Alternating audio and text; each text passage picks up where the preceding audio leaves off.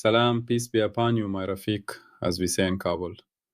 My name is Muhammad Layak Siddiqui, the father of HOLOPHASE, episode 13. Part 15.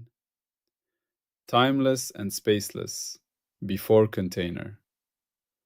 There is one primitive, Fa, the holophase. There is no other starting substance. There is no pre-given stage. And if you hear me smuggling space, time, energy, matter, or dynamics as primitives here, treat it as an error. There is one primitive, phi, the holophase, a continuous cyclic order that makes reality readable. When phi becomes readable as change, its first differential phase appears, and with it, three inseparable readouts arrive together. The temporal dimension omega, omega, the spatial dimension kappa, kappa, and the kinematic dimension nu, nu, woven from the first two. Every higher derivative is a finer question about how phi changes, and each one casts these three shadows together. What we call worlds, objects, forces, histories, and minds are stable, licensed patterns inside this derivative language. The formal mathematical work behind these ideas can be found on Zenodo by searching holophase. We did not begin from space or time, and we did not begin from matter or energy, because we refused the oldest shortcut, pretending the container is more real than what is contained. We began from what makes anything readable at all. Phi was introduced as the primitive. Energy was reframed as tally, not substance. Reality requires licensing and coherence. Claims must carry prediction and falsification. Episode 12 installed the epistemic firewall as the discipline that stops narrative drift. And now episode 13 is where we earn the permissions for a universe to exist at all without cheating. This episode moves like a careful hand moving over a table in a dark room. First, we touch the permission layer, the undifferentiated phase, where phi is still silent in public terms, where we do not yet have the right to talk as if the world is already running. Then we touch the public layer, the differentiated phase, where change becomes licensed, where omega and kappa and nu can appear as readouts, where topology and tallies become lawful, where persistence and memory can be certified. The firewall governs every step, not to make the story cold, but to keep it honest enough to be real. And right now, we are still in the first movement, still in the undifferentiated phase, still earning permissions. Part 15 is one of those permissions that sounds impossible until you notice how often you already live by it without realizing. Here is the core claim. Phi is before time and space as we know them. Say it again, even simpler. Time and space are not containers that phi sits inside. Time and space are ways of reading phi once change becomes public. And now I want to say the same thing in a way that removes the last temptation to misunderstand it. We are not saying time and space are fake. We are not saying you do not experience duration or extension. We are not saying clocks and rulers are illusions. We are saying something cleaner and more demanding. We are saying that if you treat time and space as the stage you need in order to define phi, you have already lost. Because then you have made the very thing we are trying to derive into the thing we secretly assumed. You have built a circle that looks like a foundation. Part 15 is the refusal of that circle. It says, the primitive does not live inside the containers. The containers are readouts. They are consequences of a certain kind of license change. They belong to the public layer we have not yet fully earned. So why does this matter so much? Because almost every explanation of reality begins with a hidden sentence that nobody admits they are using. That sentence is, first there is space and time, and then things happen in space and time. And the moment you say that, even if you whisper it, You have already made the universe readable by assumption. You have already said there are places and moments you can point to. You have already said there is before and after available to you. You have already given yourself the two greatest gifts physics ever received, and then you act surprised when your theories can describe motion. Part 15 says, no, earn it. If time and space are truly part of the world's readable structure, then they must be certified as readouts. They must emerge from phi under licensing. They must not be smuggled in as the room in which phi is placed. So let me give you one single everyday analogy to hold this, and I will use only this one, and I will return to it later, because clarity beats decoration. Imagine an author who has a novel in their mind before they have written a single page. Not the final, polished novel, not the printed book, the living structure of it in their head. They know that a betrayal happens, and later there is a reconciliation. They know there is a hidden letter, and later someone discovers it. They know there is an opening scene, and later a closing scene. They know what belongs together, what follows from what cannot happen before something else has happened. There is structure, there is order, there is dependency. But there are no page numbers. There is no chapter 12 is exactly 27 minutes long. There is no physical distance between scenes. The author's mind contains a kind of sequence, but it is not yet a sequence measured by a clock, because nothing is being read yet. It is not yet a sequence measured by pages, because nothing has been written yet. It is more like a web of relations. This depends on that. This contrasts with that. This echoes that. This must come before that to make sense. The moment the author writes, the web becomes a line. It becomes pages. It becomes a book that can be held and opened and read from first page to last page. The moment someone reads, the story acquires duration. The story now unfolds in time, the reader's time, and it occupies a physical arrangement, the printed pages in space. But the story's possibility was not inside the pages. The pages were a later embodiment, and the reading time was not inside the story as a primitive container. The reading time was a later public unfolding. This is the closest everyday doorway into part 15. Phi, in the undifferentiated layer, is like the author's unwritten novel.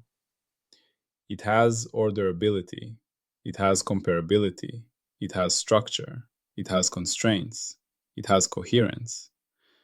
But it is not yet in time and in space in the ordinary sense, because time and space are public readouts of a certain kind of change, and change has not yet become public. This is why we keep saying permission layer and public layer in this episode. In the permission layer, we are building the conditions under which public readouts can exist without contradiction. In the public layer, the readouts appear. If you try to pull the public readouts backward into the permission layer, you collapse the whole method. Now let's become firewall precise, because this part can be misunderstood in two opposite directions. One misunderstanding is to think we are denying time and space. That is not what we are doing. The other misunderstanding is to think we are merely renaming time and space. That is not what we are doing either. We are doing something more exact. We are saying, in the holophase stance, time and space are not the primary givens. They are the names we give to certain stable, reproducible, licensed ways that phi's differences present themselves to finite observers once measurement is possible. You will notice how tightly this connects to part 13. Part 13 said only differences speak. Absolutes are unobservable. That means we do not have access to a raw absolute phi sitting somewhere. What we can access is relational structure. What we can access is change. What we can access is comparison. And here is the pivot. If only differences speak, then what we call time cannot be an absolute river that exists even if nothing changes, because that would be an absolute container with no relational content. Time must be defined by a particular kind of structured difference. Time must be a readout that tracks change in a stable way. And what we call space cannot be an absolute empty box, even if nothing is distinguished in it, because that would be an absolute container with no relational content. Space must be defined by a particular kind of structured difference. Space must be a readout that organizes comparability in a stable way. In other words, time and space must be functions of readability, not conditions for readability. So the core claim of part 15 is not just phi is before time and space. It is also this. Time and space are not where reality happens. Time and space are how reality becomes readable as happening. Now, why is this permission necessary before we proceed? Because the moment you allow time and space as primitives, you also quietly allow 100 other things as primitives without noticing. You allow trajectories, you allow velocities, you allow conservation laws written in terms of time derivatives, you allow causal arrows, you allow fields over space, you allow propagation, you allow distance, you allow locality in the ordinary sense, you allow before and after as if they were already given. And then you wonder why your story feels smooth. Part 15 is the firewall at its most gentle and its most strict. It says, not yet. Not because we dislike the ordinary world, but because we want to deserve it. So let's hold the author analogy again and use it to clarify something subtle. In the author's mind, the story has a kind of ordering, but it is not measured. It is not containerized. It is not placed on a ruler or a clock. It is more like logical precedence. This must come first for this to make sense. This event creates the conditions for that event. This revelation reinterprets what came earlier.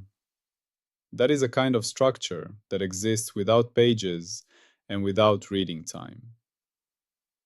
In the same way, the undifferentiated phi domain can have structure without space-time. It can have neighborhoods in the abstract sense, meaning there are configurations that are comparable in a coherent way, configurations that differ slightly rather than violently, configurations that can be glued consistently across patches. That is what local meant earlier without smuggling space. It meant local in the topology of the abstract event domain. It meant nearby in the sense of comparability and continuity, not nearby in meters. Now, once the story is written, you can talk about page numbers, you can talk about length, you can talk about how far apart two scenes are in the book. That is a later representation. And once phi becomes readable as public change, you will be allowed to talk about omega and kappa as stable readouts. You will be allowed to talk about the temporal readout and the spatial readout. You will be allowed to talk about motion readout nu as woven from them. But that is later. That is the public layer. So part 15 is the last deep breath before we allow ourselves to speak of containers at all. Now, because this is prediction first and falsifiable, we must say what we should expect if part 15 is true. Here is the prediction stated in ordinary language first. If time and space are readouts of phi's variation, then any successful fundamental description will be able to define time-like and space-like structure operationally from phi patterns without needing an external time axis or an external space grid. In other words, the framework should not need a pre-existing clock to define its own temporal readout. It should not need a pre-existing ruler to define its own spatial readout. A listener can feel what that means by returning to the author analogy. If the story's order really lives in the story's structure, then you can later print it in different fonts, on different paper sizes, in different editions, and the story remains the same. The pages are not the story. The pages are a representation. Similarly, if time and space are readouts, then you can represent the same phi pattern in different coordinate languages, different charts, different gauges, and the certified relational content stays invariant. The grid is not the world. The grid is how we write the world down. So what do we concretely expect? We expect that when we finally reach the public layer, the quantities that behave like time and space will appear as derived from the first differential phase of phi. The whole program has been pointing to this. Omega, kappa, nu are readouts of d phi once change is licensed. We do not need to explain that with conventional physics.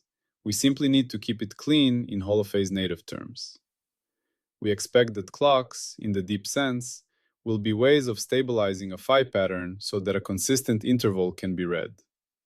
Not a primitive flow, but a licensed cadence. We expect that rulers, in the deep sense, will be ways of stabilizing a phi pattern so that a consistent separation can be read. Not a primitive extension, but a licensed gradient. And we expect something else that is equally important.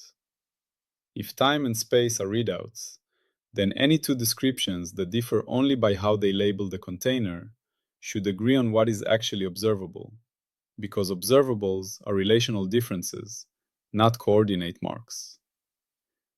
That means the theory must be naturally friendly to gauge and coordinate freedom, because it is born from the idea that the container is not primary. So the prediction is not only that time and space will emerge, it is also that the framework will treat any container language as secondary, and it will locate its invariance in relational structure. Now falsification. How could part 15 fail?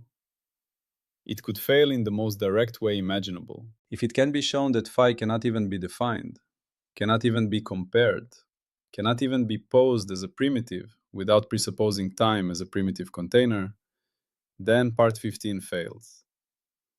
If every attempt to define phi necessarily requires an external clock in order to make sense, not as a practical convenience but as a logical prerequisite, then part 15 fails. If it can be shown that you cannot speak of phi without already having before and after as a primitive temporal order, and that this is not derivable from phi but must be imported, then part 15 fails. Or if it can be shown that you cannot speak of phi without already having here and there as a primitive spatial order, and that this is not derivable from phi but must be imported, then part 15 fails. Those are strong falsifications because they target the heart of the claim, that phi is before container. And now there is a subtlety. Someone might say, but every sentence you speak is in time, so you are already using time. That objection confuses the fact that our speech is temporal with the claim that time is ontologically primitive. We are not denying that our public descriptions occur in our experienced time.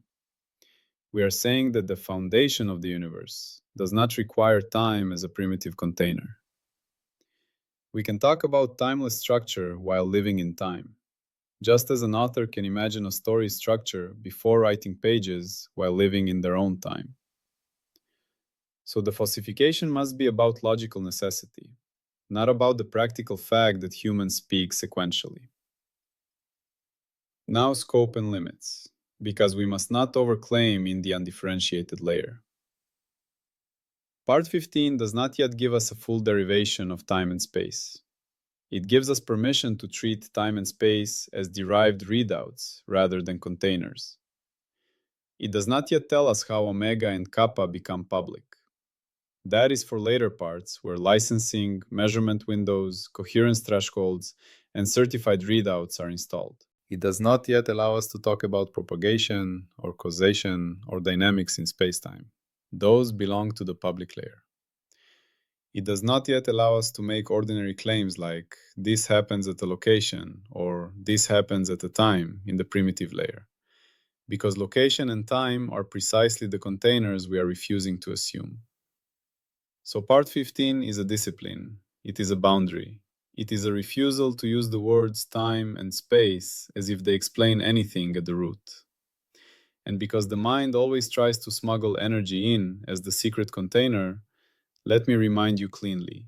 If we mention energy here, it is only as a later tally, not as a primitive engine. Energy will be a bookkeeping readout tied to certified patterns of omega and kappa and nu once those readouts exist. Energy is not what makes the story start. Energy is not the stage. Energy is a later accounting of stable relations. Now let's return to the author analogy one last time, because it can carry the emotional weight of what we are actually doing. When the author has the story in mind, there is a kind of presence that is not yet performance. There is a kind of reality that is not yet public.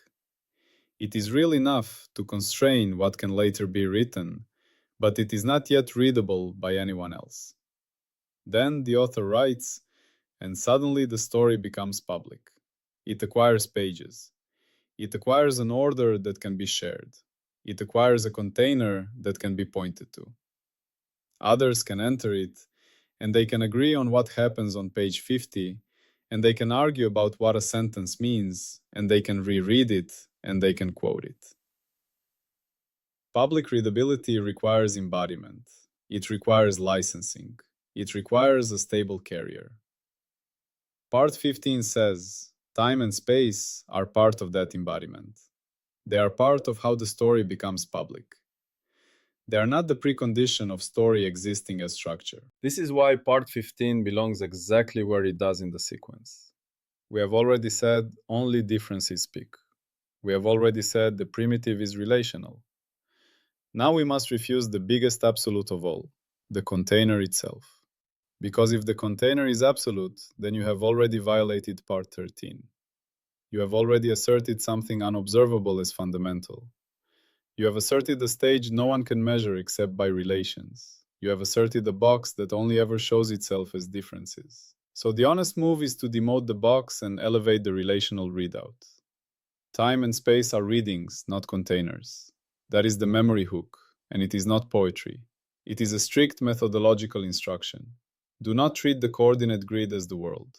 Now let me give you the listener carry. One sentence you can keep in your pocket. Time and space are readouts, not containers. Hold that sentence and notice how it changes your intuition. When someone says, "What happened before the beginning?" you will ask whether "before" has been earned. When someone says, "Where was it?" you will ask whether "where" has been earned.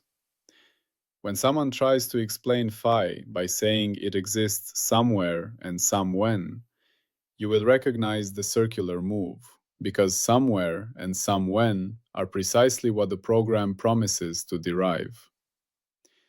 Now we end gently, because part 15 is not a climax. It is a clearing. We have earned the right to keep phi clean of containers. We have refused to build the stage first and call it explanation. In the next part, we will approach the threshold where the public layer begins to appear, where containers become licensed as readouts, where the author finally writes the first line and the story becomes shareable. For now, we stay with the quiet truth that makes the next step possible. Time and space are readings, not containers. Complete essence of part 15, in one breath. Phi is the primitive of readability, so it cannot be defined inside pre-existing time or space. Time and space arise later as licensed ways of reading Phi's variation, and the claim fails if Phi logically requires a prior temporal or spatial container to be meaningful. Always peace be upon you.